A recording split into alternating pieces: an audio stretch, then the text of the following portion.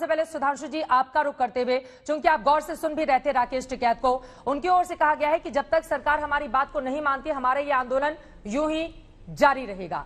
और भी बहुत सारे आरोप आपकी सरकार पर उन्होंने लगाए हैं, जवाब दीजिए। चित्रा जी, जो उन्होंने आखिरी जवाब दिया ना आपके सवाल का, बस उसी में सारी बात का उत्तर निहित है। उन्होंने कहा जी हमारे आंदोलन में कौन आ गया, कौन आके क्या बोलने लगा, मेरे को क्या पता। हकीकत तो यही है कि इस आंदोलन पे उनका कोई नियंत्रण ही नहीं है। आज वास्तविकता यह है कि आंदोलन वापस न लेना उनकी इच्छा नहीं, उनकी विवशता है।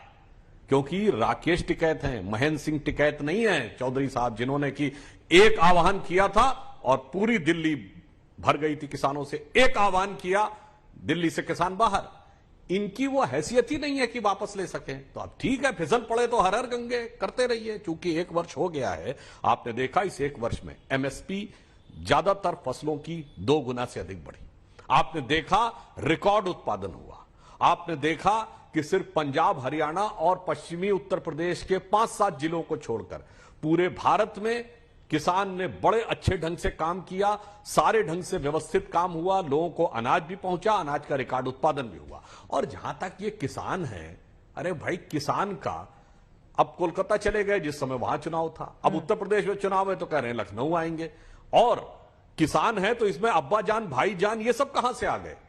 अरे भाई असदुद्दीन ओवैसी एक्स पार्टी को लाभ है कि बी पार्टी को लाभ है, भाजपा कांग्रेस, इसका क्या मतलब है? किसानों के बिलों से यह बता दिया जाए स्पष्ट। और अगर इतनी ईमानदारी है तो जाके पंजाब में आंदोलन करें, जहां आज भी यह नियम है कि 5 साल तक जेल में डालने का सजा का प्रावधान है यदि किसान कॉन्ट्रैक्ट फार्मिंग में उल्लंघन करता है।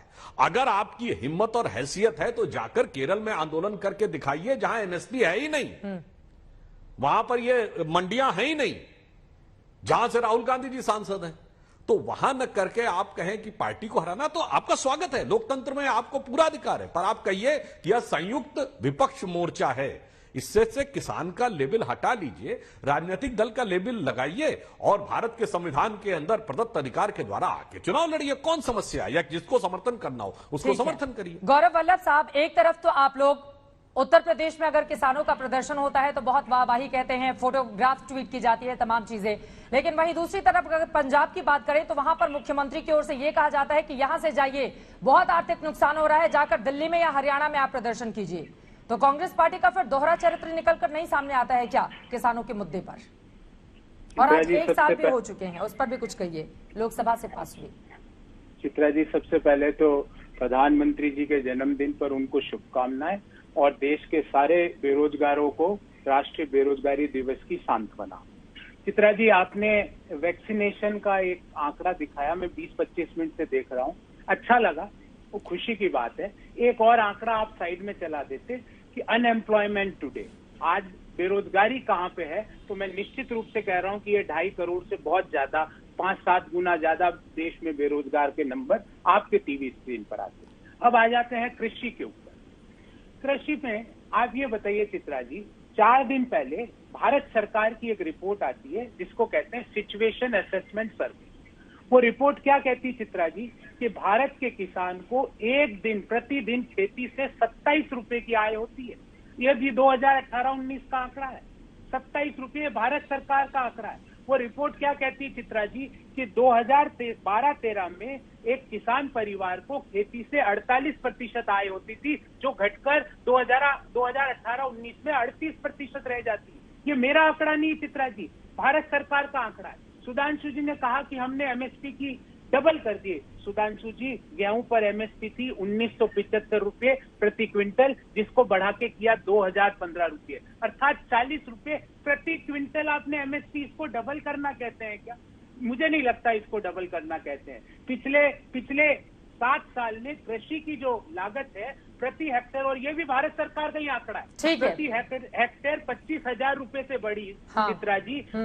और 1 हेक्टेयर में लगभग 3,500 किलो गेहूं होता है, तो लगभग प्रति किलो गेहूं की एमएसपी बढ़नी चाहिए थी। अगर हम सिर्फ लागत ही देते, उसमें मुनाफा नहीं, तो 7.5 रुपए क्या बढ़ाते हो आप? मैं जवाब ले लेती हूँ सुधांशु जी से। सुधांशु जी, उन्होंने एक एक करके पॉइंट टू पॉइंट उन्होंने सवाल पूछे, और एक छोटा सा जवाब गौरव वल्लभ जी, वैक्सीनेशन के आंकड़े देखकर खुश नहीं हुए क्या आप? 2 करोड़ के आंकड़े को पार कर गया है। मैंने तो चित्रा जी आपको खुशी के मारे मैंने शुभकामनाएं भी दी सारे देशवासियों को, पर एक आंकड़ा और देना चाहता हूं सभी देशवासियों को। 1 जून 2021 को 92 देश वैक्सीनेशन में हमारे से आगे थे। 19 जुलाई 2021 को 96 देश वैक्सीनेशन में हमसे आगे थे। 12 अगस्त 2021 को 108 देश वैक्सीनेशन में हमसे आगे थे। ठीक है। 16 सितंबर को 113 देश वैक्सीनेशन में हमसे आगे थे। चीन 19 जून से एक एक करके आप जवाब ले लेते हैं। करोड़ प्रतिदिन वैक्सीन लगा रहा है। ठीक है।